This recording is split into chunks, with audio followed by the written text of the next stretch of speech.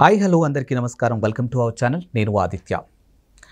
జగన్మోహన్ రెడ్డి లాంటి అసమర్థుడి వల్లే వైఎస్ఆర్సీపీ ఈరోజు ఇలాంటి పరిస్థితిలో ఉందని, కొన్నాళ్ళు మీరు మాట్లాడకుండా సైలెంట్గా ఉంటే బెటర్ అని, మీకు అసలు మాట్లాడే అర్హత కూడా లేదంటూ మంత్రి గొట్టిపాటి రవికుమార్ చేసినటువంటి వ్యాఖ్యలు ఇప్పుడు నెట్టింట వైరల్ అవుతున్నాయి. మరి ఈ అంశం గురించి మాట్లాడడానికి ప్రస్తుతానికి మనతో పాటు స్టూడియోలో ఉన్నారు ప్రముఖ సీనియర్ జర్నలిస్ట్, అలాగే రాజకీయ విశ్లేషకులు జగదేవ్ గారు. సో సార్ని అడిగి తెలుసుకుందాం. సార్ నమస్కారం. సార్ నమస్తే సార్.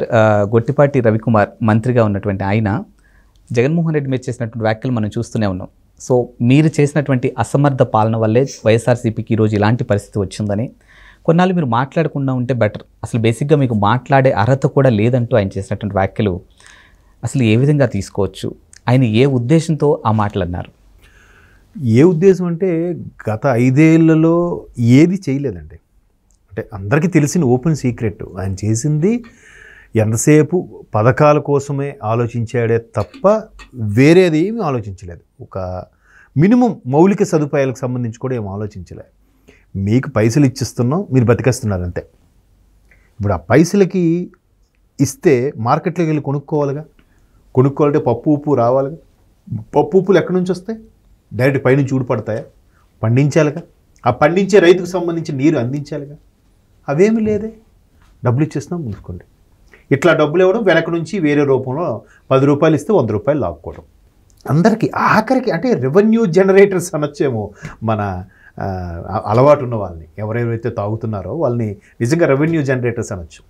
వాళ్ళు రెవెన్యూ జనరేట్ చేయబట్టే కదా, అది లేకపోతే ప్రభుత్వాలు కూలిపోతున్నాయి విషయం మనకు తెలుసు కదా.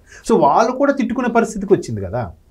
సో ఇక్కడ గొట్టిపాటి వారు చేసిన వ్యాఖ్యలు గతంలో కూడా చాలా గట్టిగానే పంచులు ఇచ్చేవారు. అయితే ఇప్పుడు ఆయన్ని జగన్మోహన్ రెడ్డి గారు మాట్లాడుకోండి, నోరు మూసుకోండి అన్నట్టుగా ఏదో స్టేట్ థంబ్నెయిల్స్ పెడుతున్నారు. అంత తీవ్ర వ్యాఖ్యలు అయితే ఆయన చేయలేదు. మీరు మాట్లాడుకుని ఉంటే బాగుంటుంది బాబు. ఎందుకంటే ఆల్రెడీ నిన్న జగన్మోహన్ రెడ్డి గారు స్టేట్మెంట్ ఇచ్చారు. ఇప్పటికే ప్రజల్లో ఒక చర్చ మొదలైంది. అరే మా జగన్ ఉంటే ఈ పాటికే మా అమ్మఒడి మాకు వచ్చుండేది, మా నాన్నఒడి మాకు వచ్చుండేదని పాపం తీవ్ర నిరాశలతో చెప్తున్నారు. జగన్ ఉంటే ఇప్పటికి అన్నీ మాకు సక్రమంగా వచ్చేవి. ఆ చర్చ ఆల్రెడీ మొదలైందని ఆయనగా గొప్పగా చెప్తున్నారు. అసలు నిజంగా కూటమి ప్రభుత్వము నిజంగా వాళ్ళు చేసినట్టుగా వీళ్ళు ఒక్కసారి యూటర్న్ తీసుకుని వాళ్ళ బిహేవ్ చేస్తే ఇప్పటికీ ఇంకోలాగా ఉండేది రాష్ట్రం. ఇంకేం చేయకుండా అంటే న్యూస్లో ఉండాలి, పార్టీ మనుగడలో ఉండాలి అనే తాపత్రయంతో ఏవేవో మాట్లాడుతున్నారనే విషయం అర్థమవుతుంది. సో ఆ వ్యాఖ్యలకు సంబంధించి గొట్టిపాటి వారు ఈ వ్యాఖ్యలు చేశారు. ఇప్పుడు ఏదమ్మా ప్రాజెక్ట్ సంబంధించి ఇప్పుడు గుండ్లకమ్మ వెలిగొండ ప్రాజెక్టుకు సంబంధించి ఏదైతే ఉందో అది ఎప్పటి నుంచో ప్రాబ్లం ఉంది. గడిచిన ప్రభుత్వం ఎవరున్నారు? పట్టించుకున్నారా? లేదు.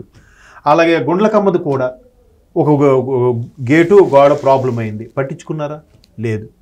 ఆ తర్వాత ఏది అన్నమయ్య డ్యామ్ది, అది కూడా ప్రాబ్లం అయింది, ఏమైనా పట్టించుకున్నారా? లేదు. ఇప్పుడు కనీసం ఆయన విజిట్ చేసి సమీక్షించినట్టుగా ఓకే పెర్ఫార్మెన్స్ చేయొచ్చు కదా.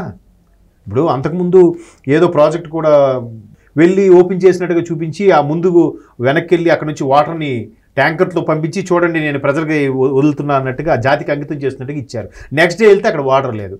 తర్వాత ఒక యూట్యూబర్ అక్కడికి వెళ్ళి వీడియో చేసి పెట్టాడు, చూడండి నేను జగన్మోహన్ రెడ్డి గారు ఇది కాలువని జాతికి అంకితం చేశారు, ఇక్కడ కాలువే లేదు, పైనుంచి ట్యాంకర్లతో నీరు పోశారు, ఆ నీరు ఉన్నంతసేపు ఉంది, తర్వాత వెళ్ళిపోయిందని. అది ఎండిపోయినట్టు కనిపించింది. అట్లాంటి చాలా యూట్యూబ్లో మీరు కొడితే మీరు చూడొచ్చు.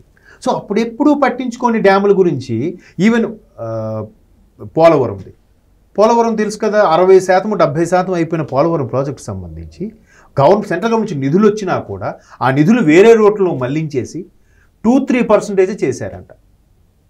1%, 0.5% అని చెప్పి ఒక మంత్రి వ్యాఖ్యానం వెటకారంగా మాట్లాడారు అసెంబ్లీ సాక్షిగా. తీరా చూస్తే ఏమైంది? ఆ నిధులను ఏం చేశారు? కేంద్రం అంటే మేము నిధులు ఇచ్చామంటుంది, ఇక్కడ చూస్తే ఏమీ లేదు. మొన్న ఆ పోలవరం సంబంధించిన ఫైల్స్ అన్ని దగ్ధమయ్యాయి. మీకు ఐడియా ఉందా? మొన్న రీసెంట్గా ఒక 10 రోజుల కిందట ఎందుకు దగ్ధమయ్యాయండి? ఎవరు కాల్ చేశారండి? ఎందుకు కాల్చబడ్డాయి? దేనికి సంబంధించిన పత్రాలు అవి? ఎందుకు అంతగా దారుణంగా ఎందుకు ప్రవర్తించాలి? ఎందుకు మాకు నచ్చినట్టుగా చేస్తామని అనుకోవాలి? ఒక్క 5 ఏళ్ళకి జీవితాంతం మేమే ఉంటామన్నట్టుగా ఇప్పుడు ఎందుకు ఒక్కొక్కటి కాల్ చేసి అక్కడ ఉద్యోగులను కొనేసి ఒక్కొక్కరు మనుషుల్ని తారుమారు చేసేసి ఎందుకు ఇంత తాపత్రయం? ఒక మిస్టేక్ చేసి దాన్ని కప్పిపుచ్చడానికి ఇంకో 100 మిస్టేక్స్ చేయాల్సి వస్తుంది. అవునా? ఇప్పుడు ఆయన అదే అంటున్నాడు, బాబు మీ కార్యకర్త ఎవడో మీరు కొట్టుకొని ఒకటి చేయనరికైతే మీరు ఢిల్లీ వరకు ధర్నా చేశారు, సొంత బాబాయ్ చెబితే కనీసం ఒక్కరోజు ఒక మౌనం కూడా పాటించలేదే, నిరసన కూడా తెలియజేయలేదే. ఎవరు నమ్ముతారు? ప్రజలకు అన్నీ తెలుసు, అందుకే సైలెంట్గా ఓటేసేసారు. ఎన్ని యూట్యూబ్ ఛానల్స్, ఎన్ని శాటిలైట్ ఛానల్స్ ఓదరగొట్టినా కూడా వాళ్ళకి తెలుసు, బాబు ఇదంతా మసిపూసి మారేడికాయ చేస్తున్నారా బాబు దీన్ని. ఇప్పుడు ఆయన అదే అంటున్నాడు, ఇవన్నీ తెలుసు బాబు, మీరు మాట్లాడకుండా ఉండండి, ఆ కాస్త గౌరవమైన దొక్కుతుంది మీకు. గుండ్లకమ్మ, పులిచింతల, అన్నమయ్య, పోలవరము, వెలుగొండ ఈ ప్రభుత్వం పట్టించుకోలేదు, కనీసం గేట్లు ధ్వంసమవుతున్నా, గోడలు బేట్లు వారుతున్నా పట్టించుకోలేదంటే మొన్నటి వరకు ఎవరి ప్రభుత్వం ఉందబ్బా? ఇదే దీని చిన్న ఎగ్జాంపుల్ చెప్తా. తెలంగాణ ఉద్యమం పీక్గా ఉన్న టైంలో కిరణ్ కుమార్ రెడ్డి గారు కదా అప్పుడు ఉన్నారు, రాజశేఖర రెడ్డి గారు చనిపోయి తర్వాత ఒక 1 year అనుకుంటా రోషయ్య గారు ఉన్నారు. రోషయ్య గారు మళ్ళీ తప్పుకొని కిరణ్ కుమార్ రెడ్డి గారు వచ్చారు. సో కిరణ్ కుమార్ రెడ్డి గారి గవర్నమెంట్ రాగానే పర్టికులర్గా ఒక ఛానల్, ఒక పేపరు ఓల్డ్ సిటీలో ఈ విధంగా ఒక ముస్లిం బాలికల పాఠశాల ఇంత దీనావస్థలో ఉంది, దీనికి ప్రభుత్వం పట్టించుకోవట్లేదు, కిరణ్ కుమార్ రెడ్డి నిర్లక్ష్యం వల్లే అదేందని. ఆయన వచ్చి 4 రోజులు అయిందా? గత ప్రభుత్వం ఎవరిది ఉంది? రాజశేఖర రెడ్డి గారిగా. 2009లో రాజశేఖర రెడ్డి గారు సీఎం, అంతకుముందు 2004-9 వరకు కూడా రాజశేఖర రెడ్డి గారే సీఎంగా. అక్కడ రాసిన ఆర్టికల్ రాసిన వ్యక్తి ఎవరు? ఎందుకు అలా రాస్తారు? గతంలో మీ వేరే ప్రభుత్వం కదా, అప్పుడు మరి చూడలేదు ఓల్డ్ సిటీలో బాలికల పాఠశాల యొక్క దుస్థితి. కిరణ్ కుమార్ రెడ్డి గారు వచ్చేసాకే మీకు ఇవన్నీ కనిపిస్తున్నాయా? అలాగే మొన్నటి వరకు ఉండి మొన్న ఏప్రిల్ ఎండింగ్ వరకు కూడా పూర్తిగా అధికారంలో ఉన్న వాళ్ళు ఇప్పుడు ఒక్కసారిగా వెలుగొండ ప్రాజెక్టు పట్టించుకోవట్లేదు, గుండ్లకమ్మ పట్టించుకోవట్లేదు, పులిచింతలు పట్టించుకోవట్లేదు, బాబు గారు ప్రభుత్వం విఫలమయ్యింది అని అంటే వచ్చి ఇంక 3 నెలలు అవ్వలేదు, 2 నెలల పైన అయింది ఆయన ప్రమాణ స్వీకారం చేసి. ఎట్లా మాట్లాడతారు?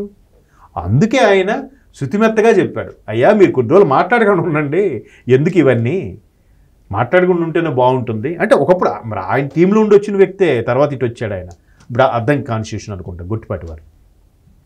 సో అట్లాగా ఒక్కొక్క స్టేట్మెంట్లు ఇస్తుంటే అరే ఏంటిది, గతంలో ఇన్ని జరిగాయి కదా, ఒక మాస్క్ ఇవ్వలేదని ఒక డాక్టర్ స్థాయి ఉన్న వ్యక్తిని, అంత మేధావిని చంపేశారే, ఎవడో వచ్చి ఒక కత్తిపోట్లకు గురయ్యాడని చెప్పి రాష్ట్రంలో అరాచకం పెరిగిపోతుంది, దాడులు జరిగిపోతున్నాయి, రాష్ట్రపతి పాలన విధించండి, దీని మీద కూడా అప్పీల్ చేశారుగా. ఏం మాట్లాడుకుంటాం మరి? ఇంకా ఢిల్లీ వెళ్ళారు. సో ఇవన్నీ చూస్తే ఒక్కొక్కసారి ఆశ్చర్యం అనిపిస్తుంది, ఒక్కొక్కసారి అమ్మో మనం అనుకుంటాం కానీ మనకు తెలిసిన 1%ఏరా, ప్రజలు ప్రతిదీ అబ్జర్వ్ చేస్తాడు, ఒక్కొక్కడు ఒక్కొక్క ఆలోచన విధానంతో ఉంటాడు. మీరు అబ్జర్వ్ చేయండి, అర్బన్ ఏరియాలో కన్నా రూరల్ ఏరియాలో ఉండే వాళ్ళు చాలా మేధావులు, నిజంగా చెప్తున్నా.